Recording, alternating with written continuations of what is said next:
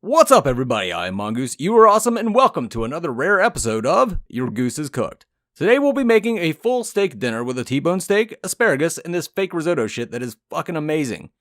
So why a steak dinner? Well, steak is a lot like your mom. It's super easy and the entire neighborhood enjoys it.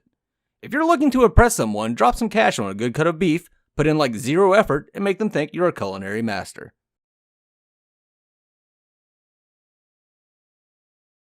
First off, let's set our steak out and allow it to come to room temperature before cooking. Steak is easy as hell to make, so the biggest part of this process is choosing the right one. Your best bet is to go with a T-bone. Either a T-bone or a porterhouse if you really want to drop some cash. You get tenderloin on one side and a strip on the other. One cut and you get great flavor from the strip and a buttery texture from the tenderloin. You're looking for a steak with good marbling. That's the lattice work of white you see going through the meat. That's fat. That's good. I'll go ahead and season this with a bit of salt on both sides. I usually wait to add pepper because pepper can get bitter if it burns. Now we'll start on the fake mushroom risotto, or fucking risotto, as Gordon Ramsay likes to call it. I'm not making the real deal because it actually is pretty difficult to make. Instead, I'll show you how to make this alternative that's good enough to steal the spotlight from the steak. Start by slicing up some shrooms. I'm using baby bellas here. The only reason I'm using the brown ones is because they look good on camera. The white ones are cheaper and are exactly the same.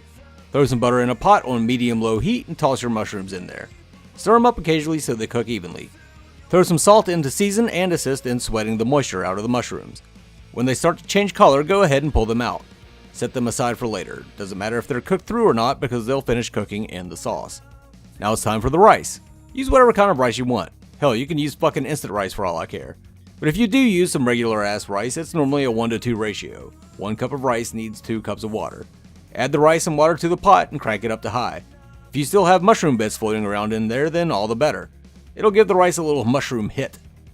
Stir this occasionally until the rice comes to a boil. As soon as it starts boiling, turn the heat all the way off to its lowest setting, cover the rice up, and walk the fuck away for 20 minutes. Don't come back and check on it every 5 minutes. Don't flip out if it boils over a bit. Just leave it the fuck alone. Rice is really easy, but people screw it up constantly by going back and like checking on it and letting all the steam out, and they end up with like some undercooked grains and ugh. How do you screw up rice? I don't know, but people do. While the rice is cooking, let's prep the asparagus. People love to tell you that asparagus makes your pee smell funny, which makes me wonder why the fuck people are smelling their own urine often enough to know when it smells off. Anyway, to prep the asparagus, you need to break off the bottom part of the stem. Eating this part is like chewing on a stick. Asparagus will break off clean, you just need to find its breaking point. The asparagus I have here isn't great. I can tell because it breaks up high on the stalk. It'll taste fine, but I can't help but feel a little ripped off here. The rice is done, so let's go ahead and pull it out. Give it a taste to make sure it's fully cooked. Now it's time to make the sauce for the fake risotto. Much like the sauce we made for the pasta dish, we'll start with flour and butter.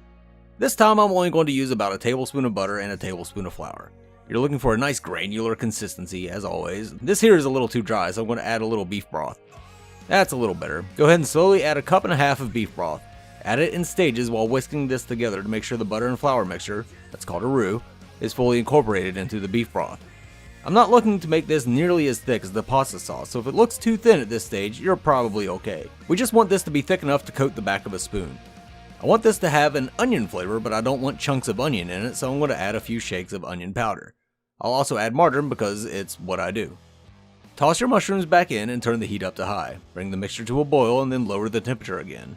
Keep stirring and checking the consistency. If it's too thin, cook it longer. If it's too thick, add a little more broth.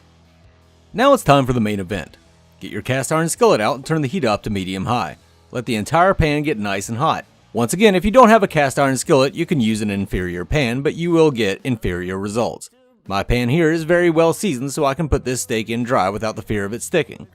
You may want to put a little olive oil on the steak prior to putting it in the pan if you have a newer cast iron or you're using some bullshit stainless steel. Let the steak cook for about 2 minutes before flipping and cooking for another 2 minutes. You want a nice brown crust on both sides. Flip it again and put it in a 400-degree oven for 15 minutes. This will give you a rare steak. If you want medium rare, leave it in for another 10. If you like your steak well done, you can leave it in for a total of 45 minutes. And then have your mommy come and cut it up into little bite-sized pieces so you can dip them in ketchup, you fucking child. I actually only left this steak in for about 10 minutes because I like mine very rare. Once it's done, set the steak aside to let it rest. Cutting into it now will result in you losing all of the juices. A quick trick that will take this steak from ridiculous to ridiculous is to put a pat of butter on top while it rests. It'll melt into the meat and be just wonderful. We already have a nice hot pan full of steaky goodness to cook the asparagus in. Keep the heat going at about medium heat and toss them in. Add a little salt and cook them for about 5 minutes. Flip them around occasionally so they cook evenly, and if you're not sure they're done, just try one and see. Let's finish off the fake risotto by putting the rice we cooked into the pan with the sauce. Stir it all up so the rice is evenly coated. Now it's time to plate it all up. I personally prefer to just eat my steak right off the bone, but if you want to get it all fancy with it, you can cut the meat off the bone, slice it along the bias, and mix the two cuts together. Spoon on a generous portion of the fake risotto, make sure you got some good mushroom chunks in there, toss some asparagus on the side, and you're good to go. If you want to church this shit up a bit, you can squeeze a bit of lemon juice over the asparagus to brighten the entire dish up, and shred some Parmesan cheese over the risotto. I wouldn't use any other cheese than Parmesan or Asiago, as they both have a nutty flavor that complements the earthiness of the mushrooms. Now it's time to dig in. I hope you enjoyed today's episode, and always remember, if you're out there and you're hungry, you can go eat a dick. Mangoose.